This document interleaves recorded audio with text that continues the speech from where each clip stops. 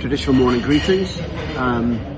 Look, I'm nothing if not responsive, and a quick tip is, if you ever find me unresponsive, then a quick call to the ambulance service would be very gratefully received. Daryl Geraghty got in touch, and I want to make the question he asked me the subject of this quick broadcast to you, which is sponsored by Spangles. Daryl asked whether I thought that Trent Alexander-Arnold being pursued so energetically by Real Madrid was disrespectful to Danny Carvajal. Please, if you're a Liverpool fan, really, whichever your persuasion is, don't confuse this with me saying Real Madrid should get in there and unsettle him and try and prize him away now. That part of thing is their business. I'm not interested in that. Daryl's point was along the lines of, do they need him? Do they need him so much? And is this going to affect the way that Danny Carvajal looks at his parent club? The immediate comparison I'd make in terms of why they want Trent Alexander-Arnold, set aside his friendship with Jude Bellingham. But go immediately to Marcelo. Do you remember the brilliant Brazilian at left back? Can we call him a left back? For about 90% of the time that Marcelo played at Real Madrid, it was a process of many people forgetting or stopping criticising the things that he either didn't do well or chose not to do well. Because his use of the ball was extraordinary. His individual skills were fantastic. And in his own flamboyant, happy-go-lucky way, he provided a brand of inspiration and leadership and an effervescence down the left-hand side that clicked really well, particularly with Cristiano Ronaldo. But he was just short of genius presence down the left, as long as you weren't saying defend at all costs. Trent Alexander-Arnold, I think, is an exemplary creative footballer with skills that make him apt for any club. Now, if you have the chance to sign the equivalent of Marcelo on the right side, I think Trent is still in his mid-20s, should have checked, but he's about the age that Marcelo was when he came to Real Madrid in a January transfer market, coincidentally. And it's beyond debate that his outright defensive skills are not world class, but his ability to use the ball creatively from that right back area or from midfield, his ability to play midfield with a right back behind him, his ability to provide not only ultra dangerous crosses but good free kicks, potentially goal scoring free kicks, and his assist count is going to stay high for as long as he stays athletic. If you can get a man like that next summer for free, start a queue now. Danny Carvajal, don't forget, is turning 33. When last summer's European Championship and Champions League final, I interviewed him at length in both of those, brought a huge focus on how valuable he's been to the club where he began. He began in La Fabrica, in their factory, and went briefly to Bayer Leverkusen and came back after one season having dazzled in the Bundesliga. He's been exceptional. He's gritty, he can occasionally be nasty, he's a winner, he's an exceptional footballer.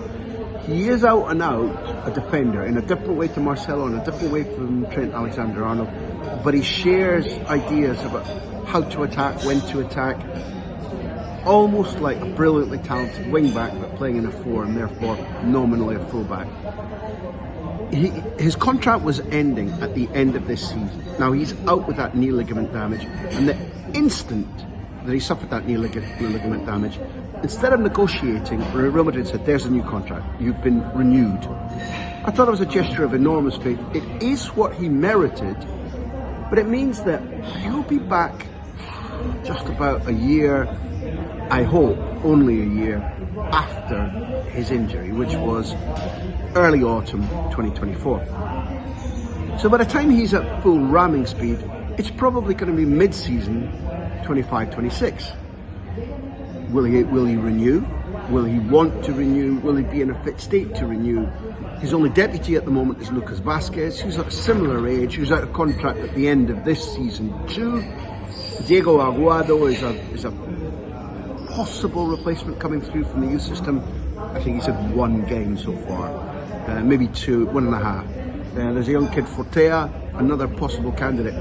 Trent Alexander-Arnold is actually a huge priority, not simply because of his Marcelo-like ability on the right side, but because Real Madrid absolutely need to know where they're going at right back from next summer onwards.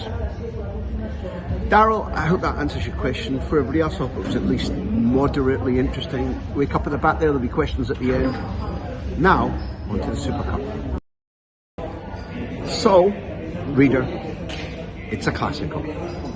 Did any of us really expect anything else? Question mark? I don't think so.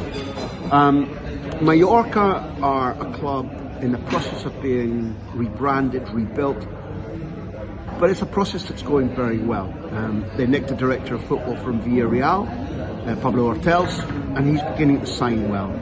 They've got NBA investment and expertise from Steve Nash and from Andy Koberg, and Graham Lassalle is involved in guiding the club, so is to a small extent Rafa Nadal and his uncles Tony and Miguel Angel. Right now, Mallorca's stadium is vastly different to what it used to be. It's got a hugely improved atmosphere.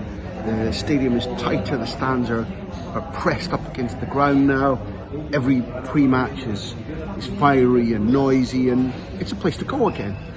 The fans from the island are flocking back to the club, and tourists more and more who spend time during the autumn, winter and spring will be encouraged to go to San Moix. Will know that you can have a good day out there. That's hugely encouraging. But the squad building, even though in recent years they've beaten Real Madrid on the island and drew with them at the beginning of this season, the squad building wasn't quite enough to cope with the European champions. More about Real Madrid in the coming 48 hours in the build-up to their final against Football Club Barcelona. Remember that that's now 2 trophies played for this season already: the Intercontinental Cup against Pachuca, the European Super Cup in Warsaw against Atalanta. 2 finals played, 2 finals won so far. They start as favourites in Saudi Arabia against Barcelona on Sunday night. Whatever the result is going to be, I won't hear it from anybody that Real Madrid don't start as favourites, because they do. Top luck Mallorca, viva football, and above all, viva los clásicos. Here comes another one.